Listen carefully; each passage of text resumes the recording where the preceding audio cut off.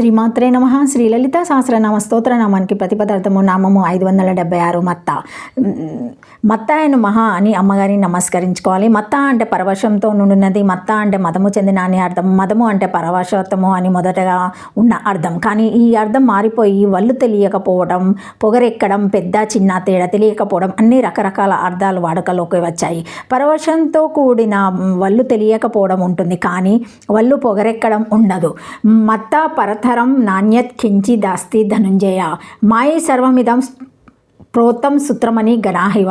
నాకంటే వేరుగా మరి ఒకటి ఏది లేనే లేదు. దారమందు మనుల వల్లే నా యందు ఈ సమస్త ప్రపంచం కూర్చబడింది అని ఈ శ్లోకానికి అర్థం. ఈ శ్లోకంలోని మత్త అనే పదానికి ఏది అర్థమో, మత్త అన్న ప్రస్తుతం మనకి అదే అర్థం.